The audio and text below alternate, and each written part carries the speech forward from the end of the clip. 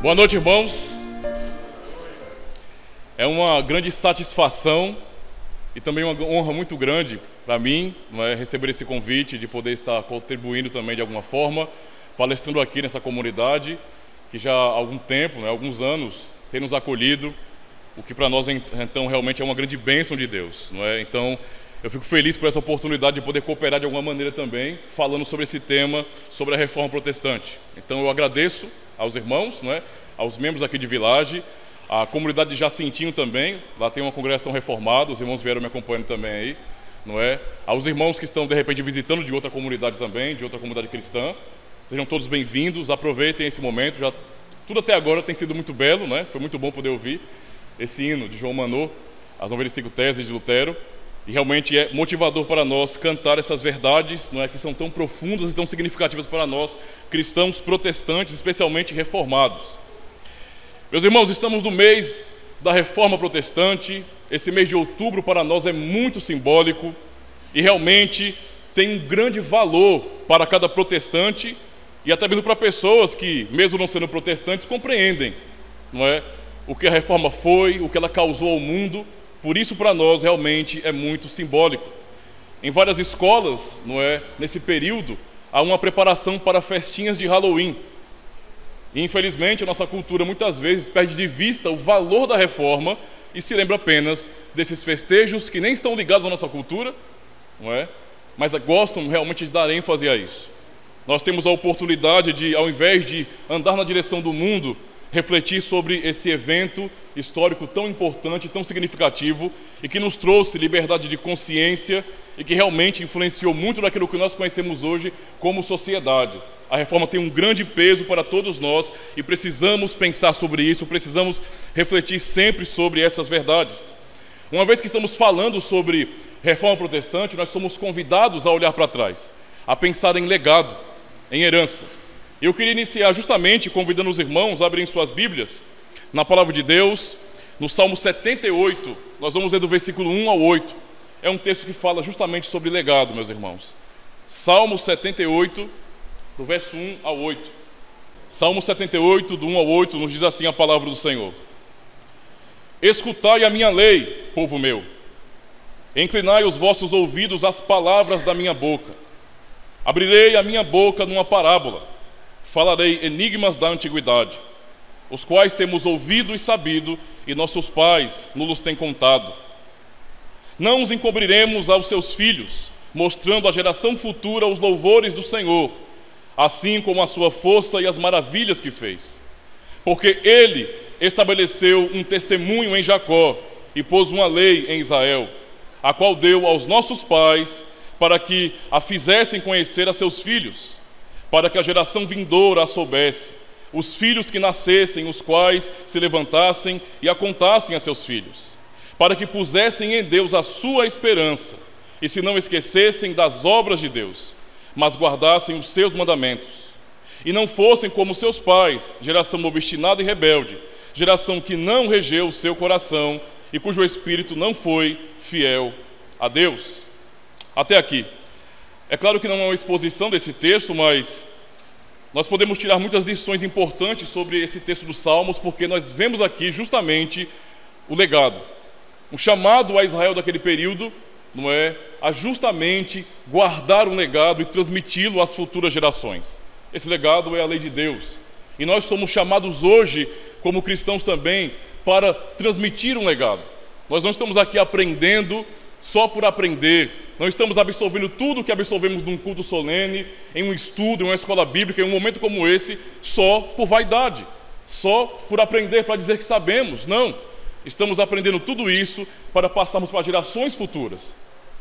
É assim que o Senhor tem nos conduzido e é assim desde o começo. E este salmo realmente é um convite para olharmos para a herança. Eu queria então falar justamente sobre a herança de nossos pais na fé. Afinal de contas, o que os reformadores e até pré-reformadores fizeram de tão importante assim para nós? Qual é a nossa ligação com tudo aquilo que aconteceu, meus irmãos? Por que devemos dar valor para tudo isso? Por que devemos entender a história, os seus acontecimentos, discerni-los e então trazer aplicações para a nossa própria vida. Realmente nós precisamos refletir, porque uma pessoa que não tem um passado conhecido, uma pessoa que não tem uma herança preservada, é alguém sem identidade. E o nosso mundo é um mundo que vive uma crise de identidade muito grande.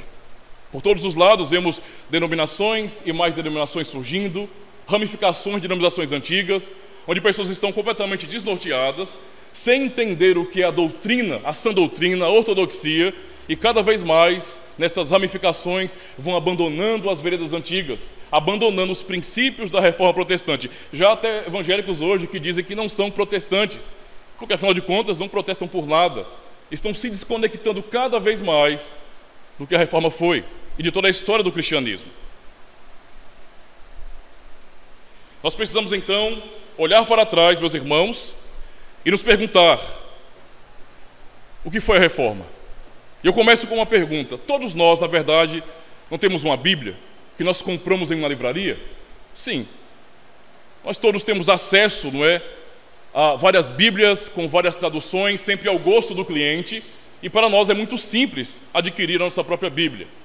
Mas sabemos que nem sempre foi assim.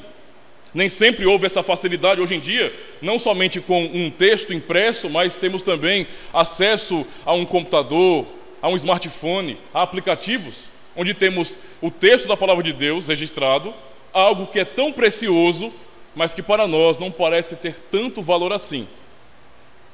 É muito fácil para nós. O que nos custa ter uma Bíblia? Poucos reais. Mas o que custou para aqueles irmãos que vieram antes de nós, para os nossos pais na fé, ter uma Bíblia? Custou muito. Custou muitas vezes a liberdade e a própria vida. Eram tempos conturbados, mas que nos negaram essa grande bênção que é a Palavra de Deus. Olhando para trás, vamos lembrar um pouco do que a Reforma Protestante, com as Escrituras Sagradas em destaque e sendo pregadas e ensinadas, causaram ao mundo. Vamos lembrar um pouco, meus irmãos, do que os reformadores fizeram e qual foi a importância de suas obras neste mundo, qual foi o seu legado. Mas primeiro precisamos entender um pouco o que foi, não é, aquele período e compreender o que levou à Reforma Protestante. Por que é importante tocar nesse assunto? Porque muitas vezes, tanto na escola, por exemplo, ou fazendo uma pesquisa na internet, nós vamos observar pessoas abordando a Reforma como simplesmente um grande movimento revolucionário. E isso pensando da maneira mais negativa, não é, para dizer que nós, protestantes, somos rebeldes. E muitos professores tratam assim em suas escolas, até mesmo como um movimento apenas econômico, somente isso, como uma guerra de classes daquele período, não é? Ou apenas como uma tensão entre os poderes econômicos da época e também a igreja. Na Idade Média, meus irmãos, a igreja de Roma, ela tinha o monopólio da verdade aqui no Ocidente. Infelizmente, a igreja que deveria oferecer à população, aos cristãos, aos fiéis, não é, uma mensagem de esperança, de consolo e guiá-los no caminho do Senhor Jesus Cristo, havia se tornado muito mais uma instituição religiosa política, preocupada com o poder que foi conquistado. Nós podemos até dizer que dentro do contexto da Igreja Católica Romana, na Idade Média, o Império Romano estava vivo, estava sendo manifestado ali. Ou seja, a mensagem de consolação e o puro evangelho não eram pregados. Tenta imaginar o que é viver em um tempo sombrio, onde muitos chamaram de Idade das Trevas, onde você tinha realmente uma instituição chamada igreja, mas que não se preocupava de verdade com as vidas, com as ovelhas de Cristo, com as almas. Pensem como era viver neste momento. A autoconfiança do clero cegou as pessoas e então roubou delas a sua identidade cristã. Realmente, não é? Naquele período, a igreja caiu num tradicionalismo vazio, sem significado, e as pessoas apenas viviam. E, infelizmente, por conta desse contexto, a população europeia caiu na mesmice. Sabe quando você está numa situação em que você não tem expectativa nenhuma de melhora, expectativa nenhuma de vida, de futuro, onde você já aceitou que nada vai mudar, que tudo vai ficar do mesmo jeito? Pois bem, na Europa da Idade Média, a vida era assim, não havia esperança. A principal causa é porque a palavra de Deus havia sido escondida, infelizmente, pela instituição igreja. Escondida. E as pessoas eram realmente obrigadas a confiar somente na palavra de sacerdotes falíveis e acreditar que aqueles sacerdotes realmente estavam falando a vontade de Deus e então guiavam as pessoas assim. Diante desse quadro então desanimador e sem esperança, com prisões de uma religião distorcida, a Europa começou a passar por mudanças radicais e significativas. Nós podemos pensar nesse período também como uma época de revolução. Aconteceram várias revoluções naquele período, mudanças radicais mesmo, mas com características um pouco diferentes.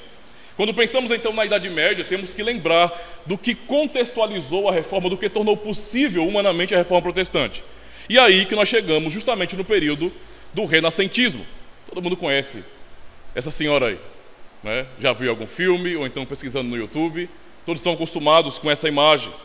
Eu coloquei porque é bem simbólica e todo mundo conhece, não é?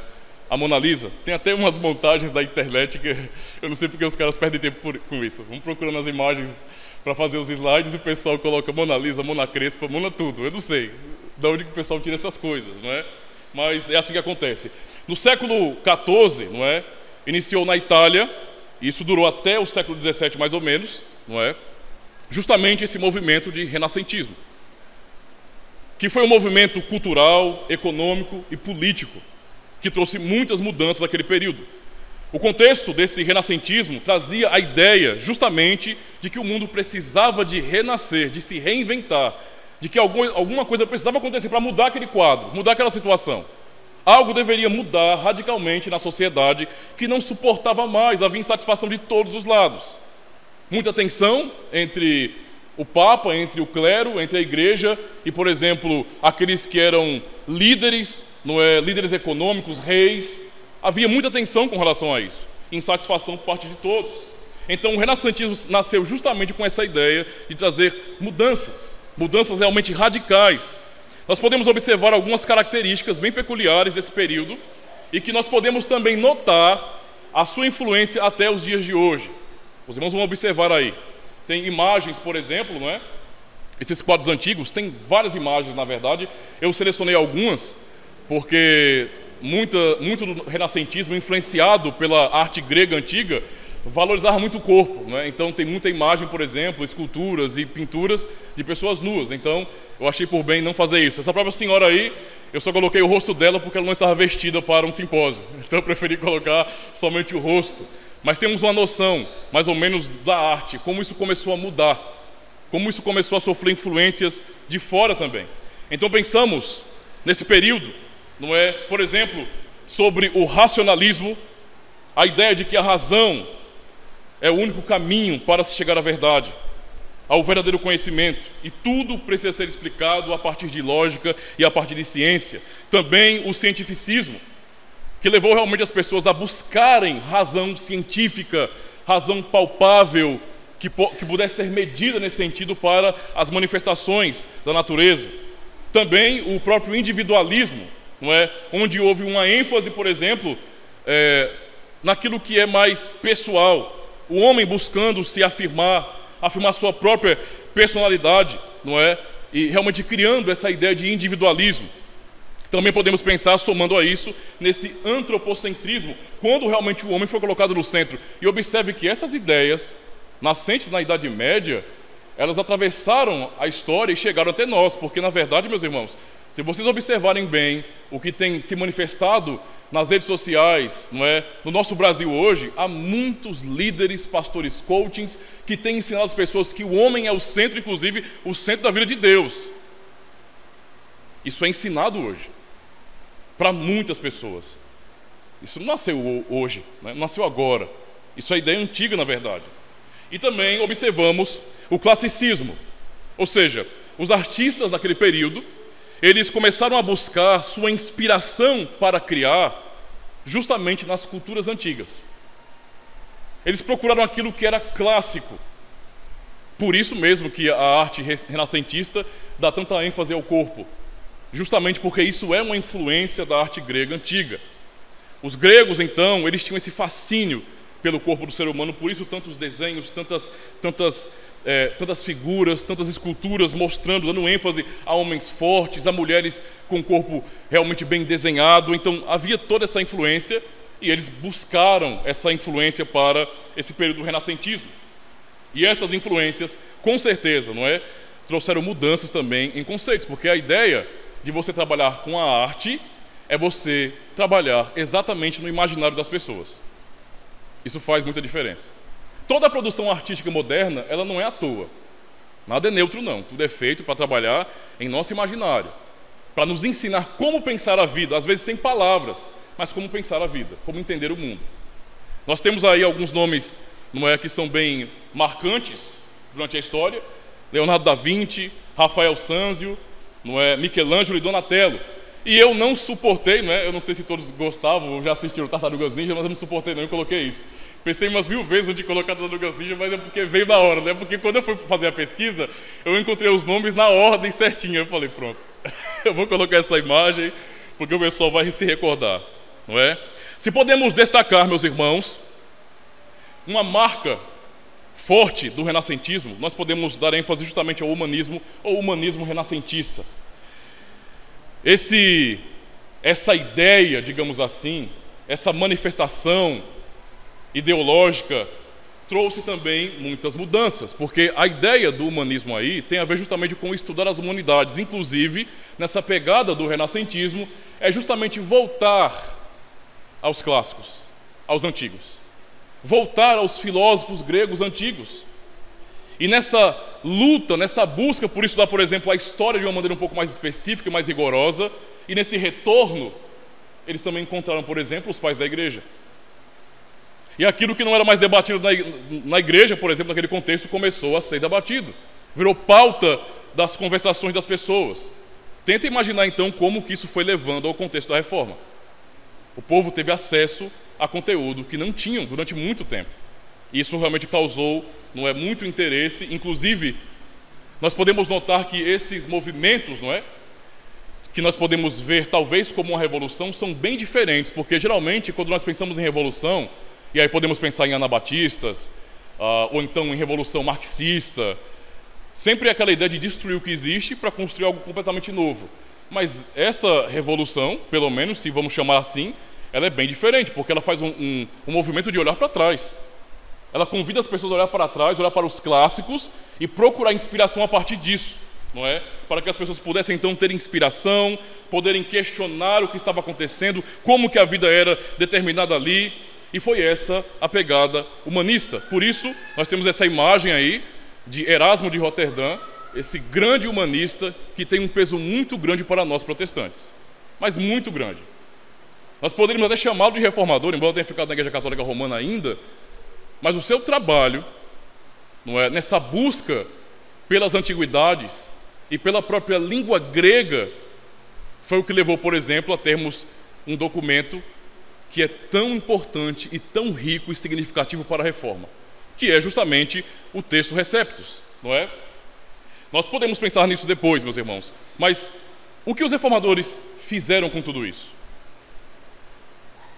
O que eles fizeram com tudo isso? No século XVI eram muitas informações chegando.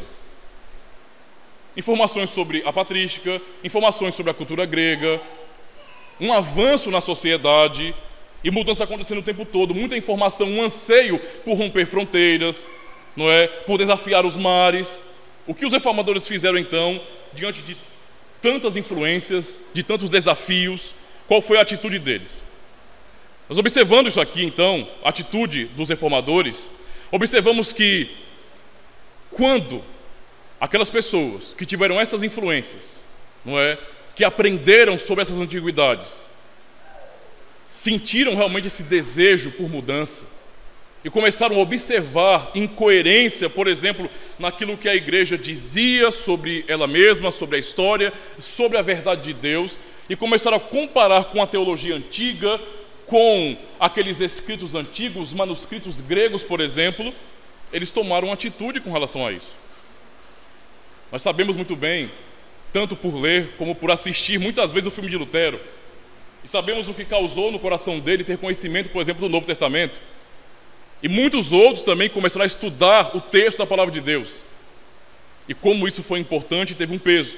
Então, observem que Lutero, ele era um monge agostiniano, mas na segunda geração de reformadores, Calvino também era, nesse sentido, influenciado por Agostinho. E, na verdade, se vamos pensar no movimento da Reforma Protestante, como esse movimento de olhar para trás, de realmente buscar uma igreja fiel à Bíblia Sagrada, vamos notar que nessa busca por teologia saudável, pela fé defendida no início, não é, toda a Reforma teve uma influência agostiniana. Um doutor da igreja, um grande filósofo, um grande teólogo, que nós estudamos até hoje por sua importância.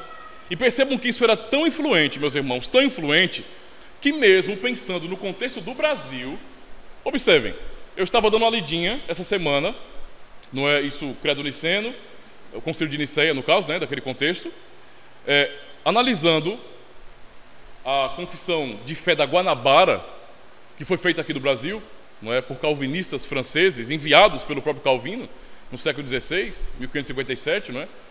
Eu pude observar a quantidade de citações que tem, por exemplo, sobre Agostinho. Que homens que não eram pastores, não é? Eram pessoas comuns, escreveram, relataram, testemunharam da sua fé, citando não só a Escritura em abundância, mas também, muitas vezes, Agostinho. Muitas vezes. Sobre a Santa Ceia e sobre vários assuntos também.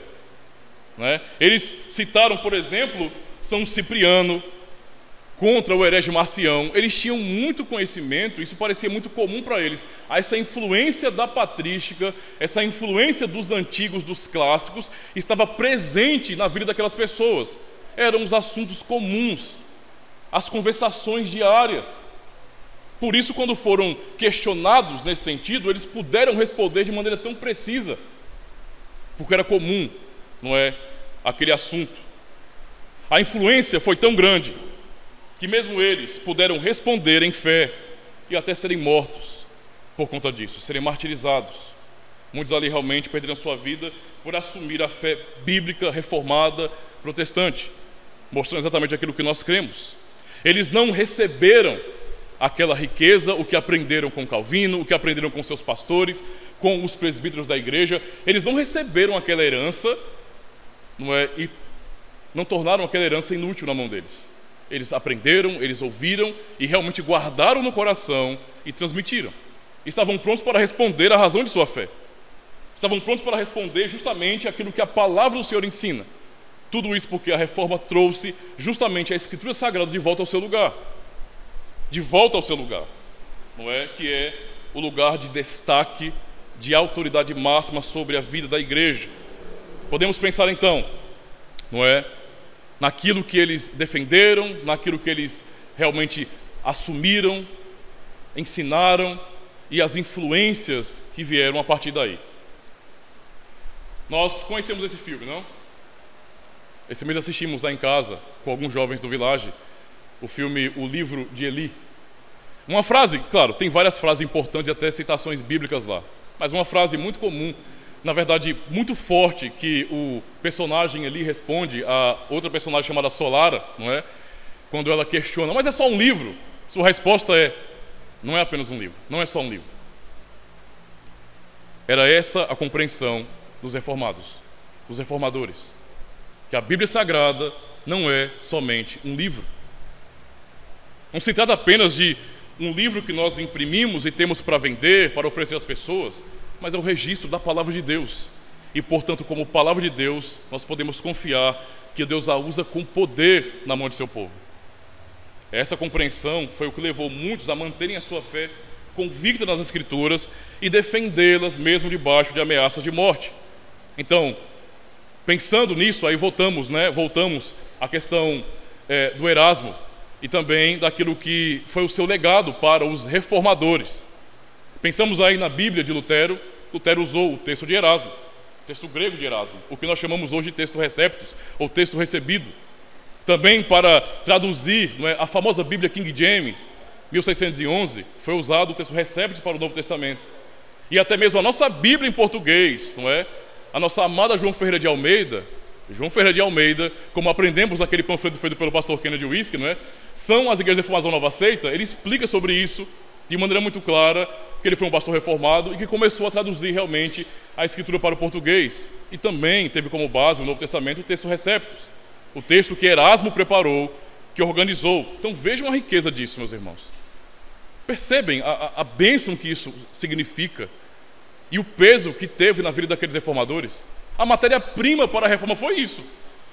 Não dava apenas para ter conhecimento da patrística dos antigos sem ter a Escritura. Foi a Escritura que deu a força necessária para aquelas pessoas falarem do Evangelho, pregarem sobre a justificação pela fé, anunciarem a palavra de Deus. Eles usaram esse texto. Foi a sua matéria-prima, e eles a divulgaram. A base exegética deles para formarem catecismos, confissões, reformados, no Novo Testamento, foi o texto de Erasmo. Percebam o peso que isso tem. Além disso, eles pregaram, eles debateram sobre a Escritura, eles ensinaram, elaboraram esses documentos confessionais que nós temos, que são um tesouro para a nossa vida, E com a Escritura, com os princípios da palavra de Deus, eles começaram a trazer influência sobre a política, sobre o entendimento de educação, sobre tudo. Toda a sociedade começou a passar por mudanças, por causa da providência de Deus em levantar homens para defender a sua palavra, para defender o texto da palavra de Deus. Então isso para nós não pode ser uma coisa qualquer.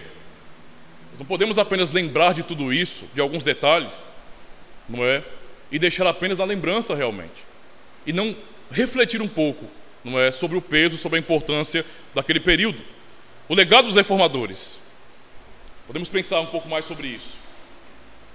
Temos aí então duas imagens que representam a nossa tradição do Sínodo de Dort, e também a dos puritanos, a dos presbiterianos. E temos aí uma riqueza confessional, um tesouro, meus irmãos, preservado até hoje. O que eles nos legaram, pelo amor à Escritura, pelo amor a Cristo, foram esses documentos tão importantes. Claro, muitos outros documentos foram feitos, mas esses aí são um símbolo da antiguidade para nós, da nossa confessionalidade. E, portanto, eles realmente nos legaram essa riqueza doutrinária. E pensem como isso é importante para nós. Observem as igrejas evangélicas, que não são confessionais, que não se importam com isso, e como cada uma delas vai, de repente, crescendo, se dividindo e formando outras comunidades que têm doutrinas diferentes e que não têm conexão com a história. Eu conheci líderes cristãos que diziam: esse negócio de confissão aí, isso aí é coisa do passado. A verdade é o que eu digo da Escritura, é a minha interpretação agora, quem tinha. Esse negócio de confissão, de fé, de catecismo, isso é coisa de católico romano, ou então é coisa do passado, não cabe mais no século XXI. Há alguns que chamam esses documentos que nós temos, nossos documentos reformados, de antiquados, retrógrados, que não cabem mais no século XXI. Mas a verdade é que quando nós olhamos para essas comunidades, para esses movimentos modernos, percebemos o seguinte: não tem pé nem cabeça. A cada ano são doutrinas novas que vão chegando. A cada período eles aceitam novidades do mercado e simplesmente não tem um norte, não tem identidade. Enquanto nós, ao olhar para a nossa própria história e para esta herança confessional, sabemos exatamente quem somos. 505 anos depois, sabemos exatamente quem somos. Somos cristãos reformados e mantemos essas confissões, essa bênção para a nossa vida. Agora, depois de entender isso de maneira breve, eu não me propus a fazer uma palestra muito técnica, mas mais direta, mais corrida, para apenas pontuarmos algumas coisas, porque o meu foco, o meu objetivo é o presente. Essa é a minha ênfase, o presente. A reforma protestante, ela deve ser compreendida, ensinada e divulgada. A minha pergunta é: como o entendimento da reforma está em nossa geração? Como ou qual é a qualidade da reforma hoje para nós, em nossa geração? No site teologiabrasileira.com, eu encontrei uma matéria bem curiosa, já tinha visto algumas vezes antes, mas é uma matéria de 2009, de março de 2009, que fala sobre um grande abalo no mundo evangélico atual. E é justamente falando sobre o calvinismo. Essa matéria cita uma outra matéria da revista Times, que publicou, na verdade, um documentário, algum tipo de texto específico, não é? Um estudo a respeito das 10 ideias que estavam abalando o mundo. E dentre essas ideias, essas 10 que estavam abalando o mundo, o calvinismo foi citado ali. E eu fiquei pensando, mas peraí, o calvinismo foi citado como uma das 10 ideias que estão abalando o mundo, Talvez seja porque estamos apenas aqui no Brasil e eu não posso ter um conhecimento mais amplo do que está acontecendo lá fora. Mas só observando o nosso próprio contexto aqui, o calvinismo é uma das 10 ideias hoje que está abalando o mundo. Mas que calvinismo? Será um retorno ao calvinismo, ao neocalvinismo? Abraham Kuyper? Que calvinismo é esse? Porque quando nós observamos o nosso contexto e o que tem sido falado sobre calvinismo, não parece uma coisa que está abalando o nosso mundo, não. Talvez esteja abalando por conta de brigas na internet, de debates e ofensas que são intermináveis, que são chatos demais, que cansam e que, se você cair no erro de entrar, você vai ficar logo alterado, vai perder as estribeiras e realmente cair nessa armadilha. O calvinismo, que tem sido apontado como sendo uma das ideias que está abalando o mundo, ele é um tanto diferente daquilo que nós conhecemos. Primeiro porque esse calvinismo, esse novo calvinismo, não é confessional.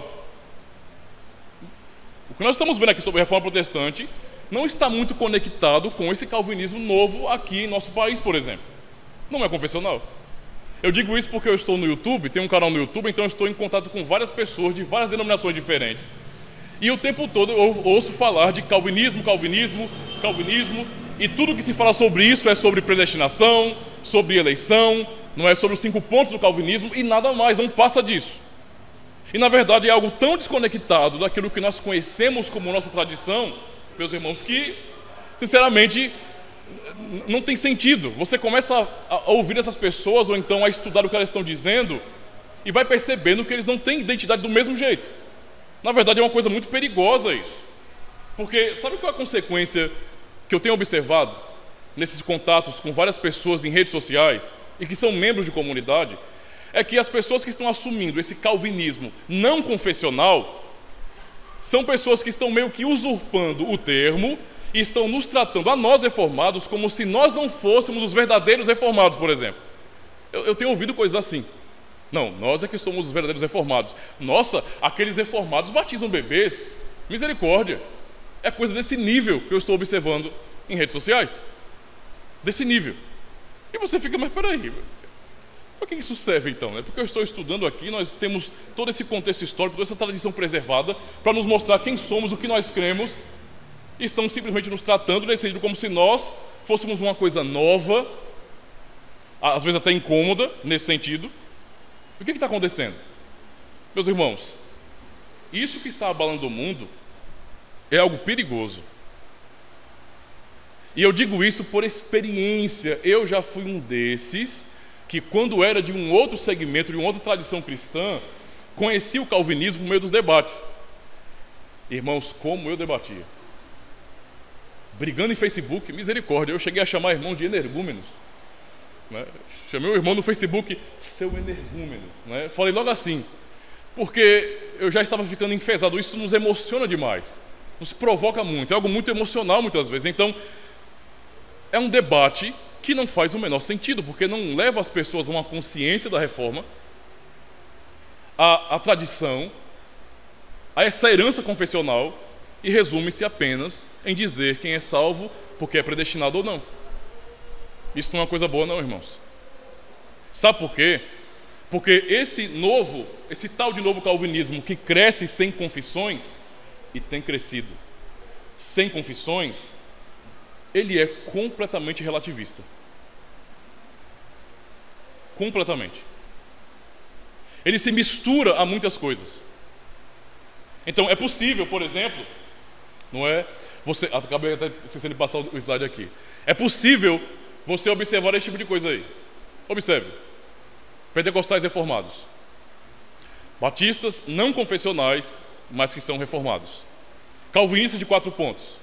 Calvinistas desigrejados. Analisem isso e olhem para as confissões e para a história da reforma protestante e tentem achar alguma coerência. Mas isso está acontecendo. Isso tem se manifestado muitas vezes. Demais. E é justamente isso que estamos vendo o tempo todo. Confusão. Pura confusão. Eu vou até dizer para os irmãos que... deixa eu voltar um pouquinho aqui. Que eu estava fazendo uma pesquisa, na verdade eu estava procurando o canal da igreja daqui. O canal da igreja daqui, Igreja Reformada de Maceió. Aí eu achei 2 canais. Nós conhecemos a logomarca da igreja aqui, né? Tem uma Bíblia e uma chama, né? E um foguinho. Eu procurei a Igreja Reformada de Maceió e achei 2 canais. Um canal com umas cores um pouco mais azuis, então tem azul aqui, mas a logomarca praticamente igual, um desenho de uma Bíblia com um fogo também. E eu falei, oxe, que é isso? Que negócio feio que é esse? Fizeram uma Igreja Reformada cabrita, é assim, pirata? Eu fiquei achando estranho. Aí eu fui pesquisar, né? Eu dei uma olhadinha no canal, fui assistir pregação, a transmissão de um culto. E quando começou o culto, meus irmãos, o fogo desceu. Eu fiquei espantado, porque era uma igreja reformada aqui em Maceió. E quando eu fui ver direitinho, procurando no site, a Igreja Reformada Avivalista de Maceió. Procurei, encontrei no site Confissão de Fé, Catecismo, e comecei a fazer uma análise, olhar, né, comparar algumas coisas, e percebi que eles pegaram algumas partes da Confissão de Fé de Westminster, algumas da Confissão Belga, da Confissão Gaulesa, foram misturando tudo. Eu concordo, coloca. Eu concordo. Isso aqui não. Foi mais ou menos assim. Se você olhar a Confissão de Fé deles, está desse jeito. Eu fiquei preocupado, porque assim, eu fiquei pensando, peraí, esses documentos aqui, eles não foram feitos assim não, né? De maneira aleatória, desse jeito não. Houve um trabalho exegético muito sério para isso aqui. Nós não ensinamos, não é, esses documentos à toa, não, é porque confiamos realmente que são uma exposição fiel da palavra de Deus. Mas é esse tipo de coisa que nós estamos observando hoje. Essas pessoas estão empolgadas com o nome de Calvino. Empolgadas com o nome de Calvino, tipo, nossa, eu sou agora um calvinista, porque eu creio em algumas doutrinas de Calvino. Eu até fiz um vídeo recentemente no canal, dizendo bem assim, foi provocativo mesmo. Pare de dizer que você é calvinista. E eu fui explicar o porquê. Eu falei, olha, se eu concordar com algumas doutrinas de Lutero ou da Igreja Católica Romana, isso significa dizer que eu sou católico romano ou então luterano? Não, né? Então por que vocês estão dizendo que vocês são reformados, se vocês não subscrevem confissões, se vocês não estão ligados nesse sentido na tradição reformada? Se vocês não entendem o que isso significa ou não se importam também? Qual a razão disso? E a nossa única resposta é justamente a questão do status. Eu quero estar ligado, de alguma maneira, a esse grande homem de Deus chamado João Calvino, não é? E o resultado tem sido isso aí, não é? Um calvinismo completamente sem pé nem cabeça, não é? Então, observem, meus irmãos, que tudo isso tem distorcido um tesouro que nós recebemos, o nosso legado. Nosso legado está sendo, infelizmente, pego por pessoas que não amam e que tampouco têm o interesse de transmiti-lo de maneira fiel e correta. É isso. Por conta disso, temos que pensar em nosso legado. Nós temos valorizado o nosso legado? Valorizado mesmo a nossa tradição, a nossa herança, aquilo que nossos pais na fé nos legaram, nos deixaram? Eu penso que essa é uma reflexão importante para nós. Eu pergunto, mas isso é bem pessoal mesmo, para os irmãos aqui de Village, ou também os irmãos de Jacintim, e outros irmãos de outras comunidades também, será que nós temos realmente amado, guardado, preservado esse legado confessional, essa herança reformada? Porque eu acho muito estranho que nós sejamos tão fechadinhos, tão guardadinhos, tão afastados e grupos com o nome que nós temos de reformados cresçam tanto sem saber quem somos, sem saber o que ensinamos, o que pregamos. Isso é um pouco estranho, não é? O que você tem feito com a sua herança, com o legado que você tem recebido, não é, da nossa tradição? Temos que pensar sobre isso. O quanto nós estudamos e valorizamos as nossas confissões, não é? Que proveito há para nós as pregações a cada domingo, as escolas bíblicas e tudo o que nós temos acesso. Porque às vezes, meus irmãos, nós podemos cair também na mesmice e nos acostumarmos com tudo isso, a tal ponto de que se falar sobre isso tem tanto peso para nós, não nos empolga mais. É muito normal, nós sempre ouvimos sobre isso, então eu não acho que tem novidade, não. E isso é, na verdade, uma maneira errada de pensar, estranha. Porque se estamos realmente perdendo o vigor com relação à nossa própria identidade reformada, isso vai ter consequências. E nós já estamos observando isso. Esse crescimento desenfreado de um calvinismo sem cabeça é consequência disso também. Talvez nós reformados, não é, que somos confessionais, reformados mesmo, estejamos um pouco desanimados, talvez, com a nossa tradição. Talvez não nos empolgue tanto mais estudar a confissão belga. É tão importante isso aqui. Nossa, você consegue usar isso como devocional em casa, dá riqueza. O catecismo de Heidelberg e tudo que nos é transmitido, será que isso tem peso para nós? São perguntas importantes porque nós podemos, por meio dessas perguntas, encontrar, não é, ou perceber expectativas que não são tão boas quanto ao futuro, por exemplo. Estamos pensando em presente, passado, presente e futuro, não é, sobre as consequências da fé reformada, da tradição reformada durante a história, e podemos perder isso de vista. Eu vou mostrar para os irmãos um dado importante. Quer dizer, um dado não, mas algum tempo atrás, isso já tem, eu falo algum tempo, já tem uns 6 anos mais ou menos, que eu assisti uma palestra do pastor Augusto Nicodemos, que vocês conhecem, pastor presbiteriano. E na sua palestra sobre discernir os tempos e as épocas, houve um trechinho que ele falou bem assim, que o futuro da reforma no Brasil está na mão dos pentecostais. Eu vim do contexto pentecostal, eu fui um pastor pentecostal. Tenta imaginar eu ouvindo isso, me deu um frio na espinha na hora. Eu falei, como é que é? É porque a palestra estava ao vivo, né? Eu não pude pedir para ele repita, né? Mas estava ao vivo, aí não teve como. Mas observe, o futuro da reforma no Brasil está na mão dos pentecostais. Como assim? Isso é fruto desse calvinismo sem cabeça. Mas há uma razão para ele ter dito essas palavras, muito clara, e eu posso falar disso de maneira clara mesmo. Eu vou explicar para os irmãos. Eu sei que depois do que eu falar aqui, vamos ter uma conclusão de que, pastor, mas eles fazem isso com motivações erradas. É verdade, eu concordo, mas mesmo assim eu quero dar esse exemplo para vocês. No contexto mais evangélico, da onde eu vim também, nós somos ensinados a sermos cristãos ativistas. Então, o trabalho de expansão e de divulgação do evangelho e da própria comunidade não depende e não está confinado, por exemplo, aos oficiais da igreja ou os missionários oficiais. Não. Os membros são incentivados realmente a se envolverem naquilo que eles chamam de obra de Deus, a participarem de absolutamente tudo, todo movimento, toda visita, todo evangelismo. Isso torna aquela comunidade, não é, bem mais, digamos assim, ativista. O tempo todo estão evangelizando, panfletando, pregando, eles debatem, entende? Eles debatem, eles param na rua e abordam, eles têm essa atitude.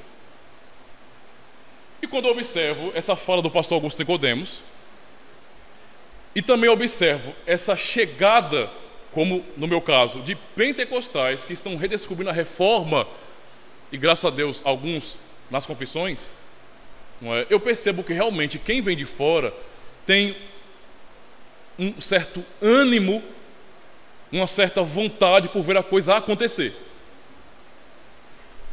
Tipo, eu quero ver a coisa acontecer, eu quero que mude, eu quero que isso se expanda, isso tem que ser conhecido. Há um anseio grande para isso. E às vezes algumas pessoas que chegam são um pouco impactadas, porque nós reformados, que somos confessionais, nós somos um pouco mais, talvez, cautelosos, mas um pouco mais lentos em algumas questões. Isso não temos como negar. Nós trabalhamos, mas temos um pouco mais de cuidado, ficamos um pouco mais tímidos com relação a algumas questões. E esses que vêm de fora desse contexto mais avivalista, eles não têm esse medo, eles não têm essa timidez, então eles investem. Eu sei que existe o argumento de que, sim, eles pregam mensagens de autoajuda o tempo todo, eles pregam mensagem de prosperidade, eles fazem certas loucuras, os cultos são muito mais inclusivos, todo mundo participa, todo mundo prega, isso realmente é atrativo, de fato. Mas tirando esse lado, existe muito ativismo da parte deles. Eles falam com convicção e com alegria de uma doutrina que surgiu há 100 anos, de uma prática que há pouco mais de 100 anos está aí. E eles falam com tanta convicção que devemos olhar para isso, para essa manifestação e fazer uma reflexão. No panfleto, né, do Pastor Kennedy, Whisky, inclusive um detalhe, né, um parênteses aqui, eu dei uma atualizada naquele panfleto, eu até esqueci de falar isso, mas eu vou deixar para os irmãos disponível uma versão em PDF que eu fiz, atualizada, com imagens, com cores, para os irmãos distribuírem, porque aquele panfleto realmente é maravilhoso. O tanto de pessoas que podem, de repente, aprender sobre quem nós somos naquele panfletinho é realmente espetacular. E lá é citado isso, né? Até a pergunta final do pastor Kennedy é justamente essa. O que você vai responder quando alguém que faz parte de uma igreja, que começou há pouco mais de 100 anos, disser que nós somos uma seita, por exemplo? Então, nós temos uma riqueza aqui e me parece que não estamos tão empolgados ou não estamos sabendo como usar essa riqueza, essa tradição, esse legado. E isso para nós realmente deve ser algo preocupante, não é? Nossa tradição é sólida. Percebam que o que nós temos aqui, meus irmãos, o que vocês, membros aqui da comunidade, têm de conhecimento da palavra de Deus, é algo maravilhoso, que se vocês forem conversar com várias pessoas desses contextos mais avivalistas, vocês vão perceber que eles estão tão distantes desse conhecimento, não é? Do que vem a ser a reforma protestante, por exemplo, seu significado para nós, que você vai acabar pensando, caramba, eu sei tanto assim. Não é pouca coisa não. O que nós estamos aprendendo em catequese e em escola bíblica é importante. E pode ajudar muitas pessoas, mas muitas pessoas mesmo. Nós precisamos realmente tomar uma atitude com relação a isso. Porque, senão, a reforma que foi dita pelo reverendo Augustus e por muitos outros que tem realmente redefinido, é isso, é uma reforma de fogo. Como eu falei da igreja reformada, sei lá, meia pirata que eu achei por aí. É isso. Eu falo isso como um simbolismo pentecostal, né? É isso. Uma reforma que o culto não é reformado, o culto não é reformado, a doutrina não é reformada, a postura não é reformada, não tem nada de reformado. Só tem predestinação. Aleluia. Só. Então, realmente precisamos olhar para a nossa própria vida como cristãos reformados e nos perguntar o que fazer. O que fazer? Porque há um crescimento e nós, diante desse contexto evangélico, nós somos miudinhos, pequeninos, quase que insignificantes diante de uma multidão gigantesca de pessoas que têm pouco apreço pelas Escrituras e que não têm identidade confessional. O que fazer? O que nós podemos fazer? Devemos apenas olhar tudo isso e criticar? Ou devemos tomar uma atitude, não é, e realmente fazer alguma coisa? Eu só queria, para concluir, apontar para essas 3 frases. São simples, mas vocês vão entender muito bem. O que fazer, meus irmãos? Primeiro, nós temos que reconhecer nossas fragilidades com relação a isso, para podermos tomar uma postura diferente. Nós podemos fazer mais. Nós temos uma riqueza, um verdadeiro tesouro que muitos podem conhecer por nosso meio, nosso intermédio. Então, nós temos que reconhecer que há uma fragilidade em nós, há uma deficiência. Eu não sei se os irmãos podem testemunhar isso para mim, mas a minha impressão em observar tudo isso é que nós reformados temos dificuldade de interagir com as pessoas lá fora e que, inclusive, nós temos dificuldade de evangelismo, por exemplo, e até nos acusam disso. Nos acusam disso aí. Então, temos que reconhecer o que nós temos, não é de privilégio, de bênção. Precisamos também valorizar o que nós recebemos de nossos pais na fé. Esse legado temos que valorizar. Aqueles que realmente lutaram, trabalharam para nos entregar isso. E por fim, nós temos que aprender a compartilhar essas verdades. Compartilhá-las. Nós podemos pensar juntos, orar a respeito, mas de alguma maneira fazer com que a nossa rica tradição, o nosso legado, não fique somente nessas 4 paredes, não fique somente entre os irmãos que fazem parte dessa comunidade. Há tanto potencial aqui, irmãos. Às vezes eu olho para a comunidade, para a pequena congregação Jacintinho, e eu fico pensando, imaginando, sonhando com certas coisas, porque é tanta gente que não tem noção do que é o Evangelho. É sério, é muita carência. E nós temos justamente um tesouro, e nós devemos isso, primeiro, para a glória de Deus, mas devemos isso ao mundo. Nós precisamos anunciar essas verdades e mostrar esse legado para essas pessoas. Eu não vou fazer a conclusão dessa palestra. Eu vou colocar, na verdade, um vídeo como conclusão. É um vídeo enviado por irmãos que estão um pouco longe do nosso Brasil, lá do continente africano, mas que mandaram uma mensagem também para nós brasileiros e para nossas comunidades aqui, para a Guerra de Village e também de Jacintinho. Então eles vão fazer a conclusão. Graça e paz, amados irmãos do Brasil. Meu nome é Sérgio Rafael, aqui de Moçambique. Quero agradecer e saudar a Igreja Reformada de Maceió, em Village Campestre, e a Congregação Reformada no bairro do Jacintinho. O meu muito obrigado e as minhas saudações. E primeiro quero agradecer a Deus pelo este momento, pela esta oportunidade de poder participar neste evento, e agradecer ao pastor Ademir, que tem sido um pastor muito dedicado a edificar-nos cá em Moçambique, com a fé reformada confessional, e dizer que, infelizmente, para em Moçambique nós não temos uma igreja reformada confessional, por mais que temos igrejas reformadas, mas não são confessionais, só abraçam a reforma pela metade.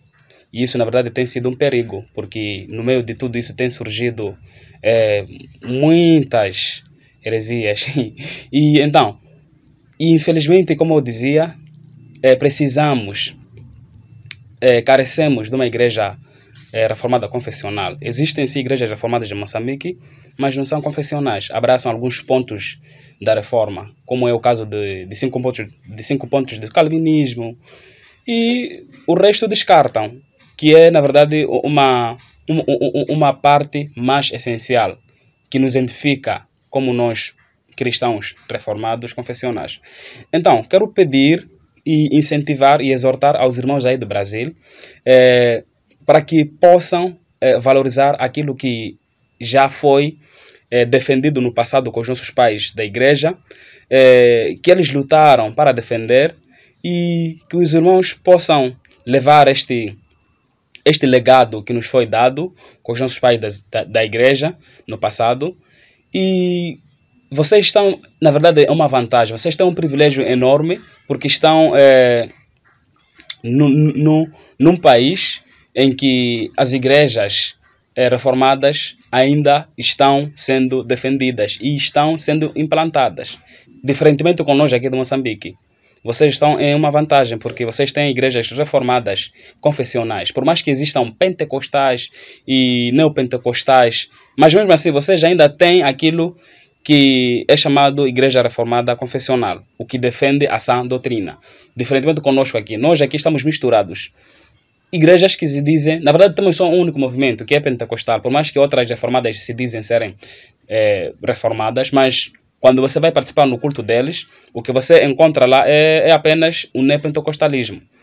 Não é, na verdade, uma igreja reformada. Então, os irmãos do Brasil estão uma vantagem muito, muito enorme, e o meu desejo é de um dia ver Moçambique também uma igreja reformada confessional, e que nós também possamos abraçar e viver de acordo com este nosso legado que nos foi dado.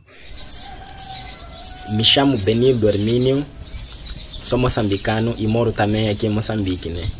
Quero saudar a Igreja Reformada de Maceió, em Village Campestre, e a Congregação Reformada no bairro de Jacintinho. A realidade daqui em Moçambique é muito triste. Às vezes nós sentamos, nós que estamos descobrindo agora a fé reformada, somos a minoria, né? Somos a minoria, quase em cada província. Moçambique, só para os irmãos terem noção, agora estamos com 11 províncias. Então, em cada província é normal encontrar só 2 pessoas que professam a fé reformada. Em algumas províncias, sem ninguém professando a fé reformada. Às vezes nós pensamos em unir forças e abrirmos uma comunidade reformada, mas em contrapartida vimos que nós não temos esta responsabilidade de abrir, porque não fomos ordenados ao ministério da palavra. Então não podemos abrir uma igreja porque ainda não fomos ordenados. Então a nossa oração é que muito em breve o Senhor possa enviar um pastor reformado aqui em Moçambique para começar um trabalho, para começar uma igreja, e nós termos um lugar onde possamos louvar e glorificar a Deus de maneira bíblica. Mas isso não vai acontecer enquanto nós continuarmos sentados, enquanto nós continuarmos calados enquanto nós não fazermos algo. Precisamos trabalhar para a expansão do Evangelho, para os irmãos que têm esse privilégio aí no Brasil de ter igrejas.